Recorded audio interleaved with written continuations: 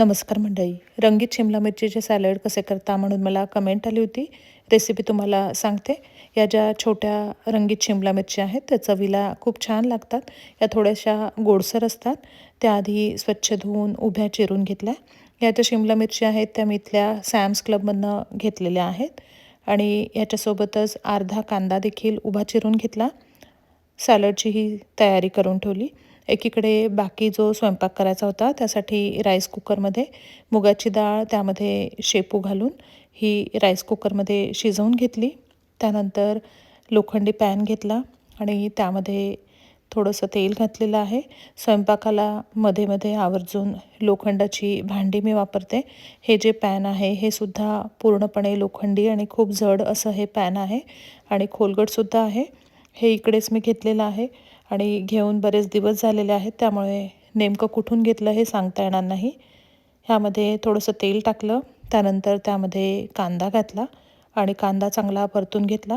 यामध्ये तुम्हाला जर जिरे घालायचे असतील तर तुम्ही जिरे घालू शकता, पण मी फक्त तेलात कांदा घालून परतून घेतलं. त्यानंतर त्यामध्ये चिरलेल्या या रंगीत शिमला मिरच्या घातल्या आणि सगळीकडनं छान हलवून घेतलेलं आहे. त्यानंतर यामध्ये चवीनुसार मीठ पेरलं. मीठ पेरल्यानंतरसुद्धा सगळीकडनं हलवून घेतलं आणि यामध्ये काळे मिरे पूड यामध्ये घातलेली आहे. काळे मिरे पूड घालून सुद्धा सगळीकडनं हलवून घेतलं. यामध्ये फक्त मीठ आणि काळे मिरे पूड एवढंच मी घातलेलं आहे. असंच हे खूप छान लागतं आणि सगळ्यात शेवटी अगदी 2 मिनिटांसाठी यावर झाकण ठेवून एक वाफ येऊ दिली आणि गॅस बंद करून टाकला. अशा प्रकारे हे सॅलड तयार झालं आणि चवीला खूप छान लागतं हे. एकीकडे शेपूची भाजी करायची होती. त्यासाठी फोडणीमध्ये जिरे, मोहरी, हिंग घातला. नंतर लाल मिरची घातली, लसूण घातला, हळद, तिखट घालून शेपूची डाळ भाजी तयार केली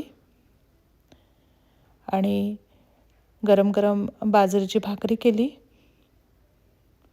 गरम गरम भाकरी करून त्यावर तूप वाढलं आणि गरम गरम सगळ्यांना जेवायला वाढलं. अशा प्रकारे तुम्हीसुद्धा हे जे रंगीत शिमला मिरचीचं सॅलड आहे ते तुम्ही करून बघा. धन्यवाद.